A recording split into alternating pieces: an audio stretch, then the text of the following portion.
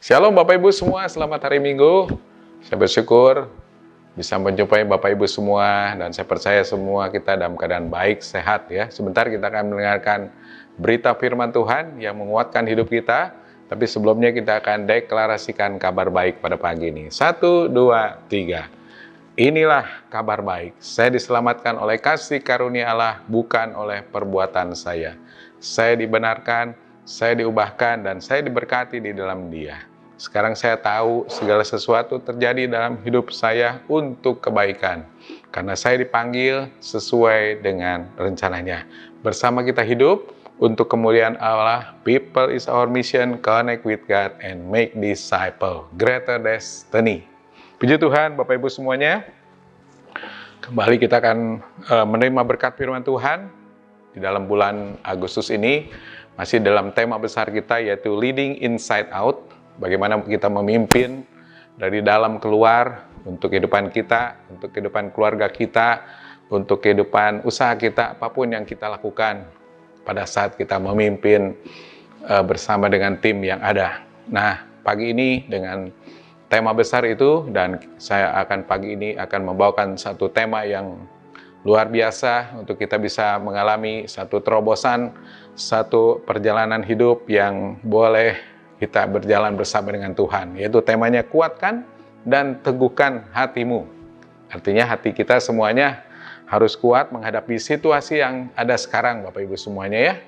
Kita tahu bahwa apa yang akan terjadi dalam kehidupan kita sebetulnya untuk ke depan kita nggak begitu tahu, saudara ya. Hari ini kita berjalan, hari ini kita boleh hidup bersama dengan Tuhan, dan ke depan itu besok, lusa, atau minggu depan, atau bulan depan, bahkan kita nggak tahu apa yang akan terjadi. Seperti saat ini kita diperhadapkan dengan situasi yang sulit, kita nggak tahu pada waktu tahun lalu, ataupun tahun lalu mungkin kita tahu, karena kita sudah mengalami pandemik ini 1 tahun lebih Bapak Ibu semuanya. Mungkin di tahun 2008, 2009, sebelum terjadi peristiwa saat ini, kita nggak tahu. Nah, itulah kehidupan yang harus kita jalani, saudara ya. Tapi yang satu hal yang kita tahu, bahwa Tuhan itu selalu menyertai kehidupan kita. Itu penting, saudara ya. Nah, ini kita harus cerna benar-benar. Tuhan tahu dan menyertai kehidupan kita. Karena Tuhan itu membuat satu kehidupan kita sebagai blueprint atau rancangan yang besar. Rancangan yang membuat hidup kita berjalan dengan baik. Yeremia 29 ayat 11 dikatakan, sebab aku ini mengetahui rancangan-rancangan apa yang ada padaku mengenai kamu, Bapak Ibu semuanya.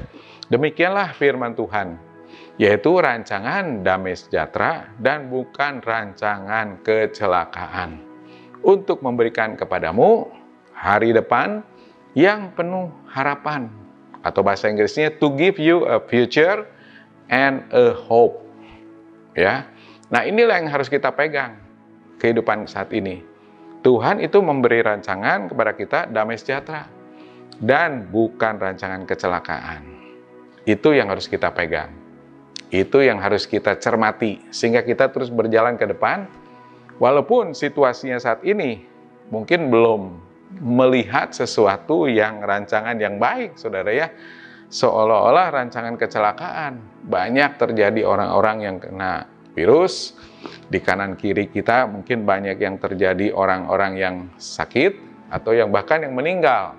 Itu yang membuat situasi saat ini menjadi menakutkan. Nah, tetapi kita sebagai pribadi ataupun sebagai pemimpin, sebagai leaders dalam kehidupan kita, kita tidak boleh terbawa oleh situasi ini. Kita harus tetap menghadapi keadaan saat ini dengan baik. Melihat rencana Tuhan yang ada saat ini. Seperti firman Tuhan di dalam Yeremia 29 ayat 11 itu Bapak Ibu. Nah, hari ini kita mau belajar dari kisah seorang namanya Yosua. Di mana dia sebagai seorang pemimpin yang berhasil membawa bangsa Israel masuk ke dalam tanah Kanaan atau tanah perjanjian. Di mana sebelumnya harus menghadapi menyeberang sungai Yordan yang besar. Dan satu hal yang mengejutkan, pada saat itu Musa juga tiba-tiba meninggal dunia di Gunung Nebo, tidak ada pemberitahuan.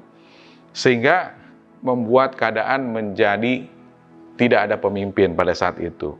Jadi proses peralihan daripada Musa kepada Yosua pun tidak ada, saudara. Dan akhirnya pesan firman Tuhan kepada Yosua yang nanti sebentar kita akan baca, yaitu kuatkan dan teguhkanlah hatimu.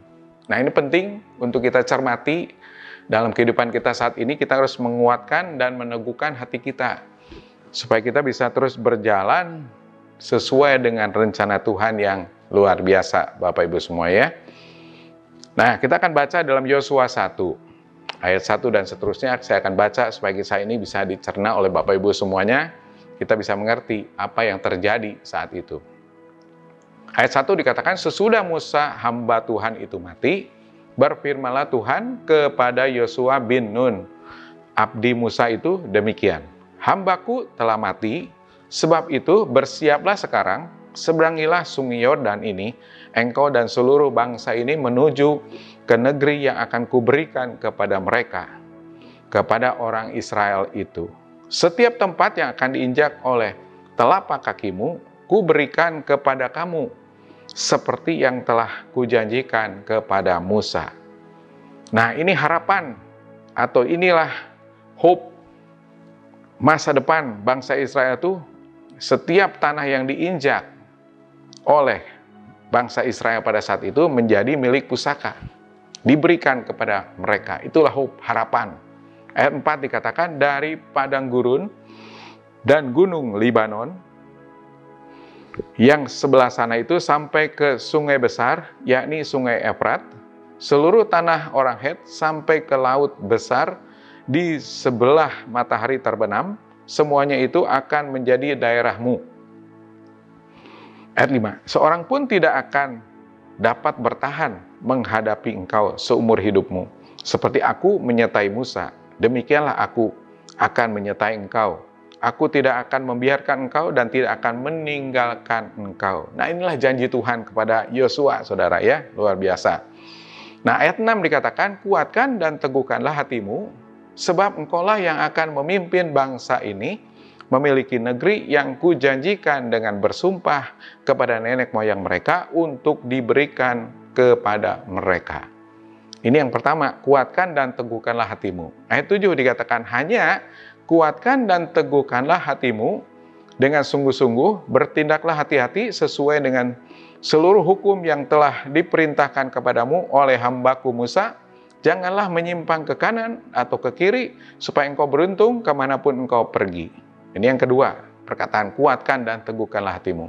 Ayat 8, janganlah engkau lupa memperkatakan kitab Taurat ini, tetapi renungkanlah itu siang dan malam, supaya engkau bertindak hati-hati sesuai dengan segala yang tertulis di dalamnya, sebab dengan demikian perjalananmu akan berhasil dan engkau akan beruntung. Inilah janji Tuhan kepada Yosua, saudara ya. Ayat 9 dikatakan, bukankah telah kuperintahkan kepadamu, kuatkan dan teguhkanlah hatimu, janganlah kecut dan tawar hati, sebab Tuhan Allahmu menyertai engkau kemanapun engkau pergi. Nah, ini yang ketiga kalinya Tuhan mengatakan kuatkan dan teguhkanlah hatimu. Bahkan Tuhan berbicara, janganlah kecut dan tawar hati. Ya, kecut, tawar hati, jadi apatis atau takut atau merasa tidak ada semangat lagi, saudara. Inilah yang Tuhan katakan kepada Yosua pada saat itu. Nah, ayat 10 dikatakan, lalu Yosua memberi perintah kepada pengatur-pengatur pasukan bangsa itu, katanya, jalanilah seluruh perkemahan dan perintahkanlah kepada bangsa itu demikian. Sediakanlah bekalmu, sebab dalam 3 hari kamu akan menyeberangi sungai Yordan ini dan untuk pergi menduduki negeri yang akan diberikan Tuhan Allahmu kepadamu untuk diduduki. Kepada orang Ruben, kepada orang Gad, dan kepada suku Manasye yang setengah itu, berkatalah Yosua demikian. Ingatlah kepada perkataan yang dipesankan Musa, hamba Tuhan itu, kepadamu, yakni Tuhan Allahmu mengaruniakan keamanan kepadamu dan memberikan kepadamu negeri ini. Ayat 16, lalu mereka menjawab Yosua, katanya, segala yang kau perintahkan kepada kami akan kami lakukan, dan kemanapun kami akan kau suruh, kami akan pergi. Nah, ini luar biasanya orang Israel mengatakan kepada Yosua. Jadi dia berhasil memimpin, mempengaruhi orang Israel. Walaupun dengan keadaan mungkin Yosua sedang galau ataupun sedang bingung, tetapi dia mendengarkan perintah Tuhan untuk menguatkan dan meneguhkan hatinya. Sehingga di ayat 16 ini, mereka, bangsa Israel, langsung berkata, segala yang kau perintahkan kepada kami akan kami lakukan, dan kemanapun kau suruh, kami akan pergi. Nah, mereka kompak, mereka mendengar perkataan Yosua. Inilah yang membuat perjalanan mereka berhasil masuk ke dalam tanah perjanjian. Karena Yosua berhasil memimpin, melakukan segala sesuatu sesuai dengan perintah Tuhan. Dua hal penting yang akan saya jelaskan atau kita pelajari pada pagi ini, supaya kita bisa menguatkan dan meneguhkan hati kita. Yang pertama, yaitu kita harus tetap optimis melihat keadaan yang ada. Keadaan yang ada tuh bisa positif, bisa negatif, Bapak Ibu semuanya ya. Seperti dalam kisah ini, sebelumnya ada satu cerita, sebelum mereka ada di posisi ini, si Musa itu menyuruh 12 pengintai untuk mengintai tanah perjanjian, tanah Kanaan yang akan mereka masuki. Ini historinya seperti ini, ya. Di dalam Bilangan 13 ayat 27 dikatakan, mereka menceritakan kepadanya, kami sudah masuk ke negeri, kemanapun kau suruh kami, dan memang negeri itu berlimpah-limpah susu dan madunya. Dan inilah hasilnya. Nah, ini 12 pengintai, saudara ya, yang disuruh Musa masuk atau mengintai tanah Kanaan itu, tanah perjanjian itu, bagaimana keadaannya. 12 orang itu menceritakan bahwa negeri itu berlimpah-limpah susu dan madunya. Jadi ada satu poin, plus poin atau positif poin yang mereka dapatkan dari hasil pengintaian. Nah, tetapi ada 10 pengintai yang waktu itu pandangannya negatif dibanding 2 pengintai yang lainnya, saudara. 10 pengintai itu mengatakan bahwa dalam Bilangan 13 ayat 28, hanya bangsa yang diam di negeri itu kuat-kuat, dan kota-kotanya berkubu dan sangat besar, juga keturunan enak telah kami lihat di sana. Nah, ini satu negatif poin dari 10 pengintai itu, saudara. Jadi dia melihat hambatan, dia melihat keadaan yang ada saat itu. Tetapi Yosua, 2 pengintai yang lain, yaitu Yosua dan Kaleb, berkata di dalam Bilangan 13 ayat 30, kemudian Kaleb mencoba mententramkan hati bangsa itu di hadapan Musa, katanya, tidak, kita akan maju dan menduduki negeri itu, sebab kita pasti akan mengalahkannya. Nah, inilah bedanya Yosua dan Kaleb dengan 10 pengintai yang ada, sama-sama melihat keadaan itu. Keadaan yang ada. Keadaan di mana mereka disuruh mengintai negeri Kanaan atau tanah perjanjian. Yang 10 berpikiran negatif, tapi yang 2 ini, Yosua dan Kaleb, tetap optimis bisa masuk, bisa menduduki negeri itu. Walaupun memang di depannya itu menghadapi masalah, yaitu orang-orangnya, bangsanya yang kuat-kuat, kotanya berkubu dan sangat besar, yaitu keturunan enak yang raksasa seperti itu, saudara ya. Nah, jadi ini bedanya. Jadi 2 orang itu, Yosua dan Kaleb, tetap optimis melihat keadaan yang ada. Nah, 10 pengintai yang lain berkata bahwa di dalam Bilangan 13 ayat 31, tetapi orang-orang yang pergi ke sana bersama-sama dengan dia berkata, tidak, kita tidak dapat maju menyerang bangsa itu karena mereka lebih kuat daripada kita. Nah, ini udah kecut hati. Ini sudah negatif pemikirannya, sehingga mereka nggak mau maju, nggak mau memenuhi rencana Tuhan yang besar untuk mendapatkan negeri atau tanah yang berlimpah-limpah susu dan madunya. Jadi itu yang terjadi, saudara ya. Tetapi Yosua dan Kaleb, dia tetap mau maju. dia akan menduduki negeri itu. Walaupun di depannya sama, melihat keadaan yang sama, saudara. Bagaimana keadaan saat ini, Bapak Ibu semuanya? Dengan keadaan yang dihadapi oleh kita semuanya. Berbagai kesulitan, berbagai hambatan, banyak keterbatasan, atau sekarang namanya sebut PPKM, saudara ya. Nah, itu kan banyak terjadi kesulitan demi kesulitan. Di depan itu kita seolah-olah menghadapi tembok, menghadapi kesulitan besar yang harus kita jalani, tetapi kita harus maju. Nah, sikap ini yang harus tetap kita tiru dari Yosua dan Kaleb. Bapak, Ibu, dan saya harus tetap optimis melihat keadaan yang ada saat ini. Katakan 1, 2, 3. Optimis, saudara ya. Optimis. Atau di chat itu tulis, optimis, saya harus optimis. Itulah yang harus kita pelajari dari Yosua ini. Walaupun keadaannya mungkin saat ini belum kelihatan apa-apa. Pandemik ini berakhirnya kapan? Nggak tahu, belum tahu. Tetapi kita harus tetap optimis. Nah, kalau kita optimis, saudara ya, ada 3 poin yang kita bisa pelajari pada pagi ini. Kalau optimis, yang pertama, artinya kita percaya Tuhan yang akan memberikan kekuatan buat kita. Percaya Tuhan yang akan memberikan kekuatan. Di dalam Filipi 4 ayat 13 dikatakan, segala perkara dapat kutanggung di dalam Dia yang memberi kekuatan kepadaku, kepada Bapak, Ibu, dan saya. Jadi segala perkara saat ini, saudara ya, perkara pandemik ini, perkara kesulitan ekonomi, perkara kesulitan keluarga, perkara kesakitan, perkara apapun, hal-hal masalah ditanggung di dalam Dia.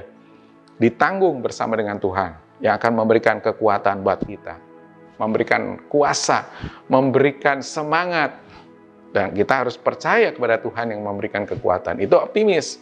Yang kedua yaitu menanti-nantikan Tuhan atau mengandalkan Tuhan, saudara ya. Yesaya 40 ayat 31 dikatakan, tetapi orang-orang yang menanti-nantikan atau mengandalkan Tuhan mendapat kekuatan yang baru. Mereka seumpama Raja Wali yang naik terbang dengan kekuatan sayapnya.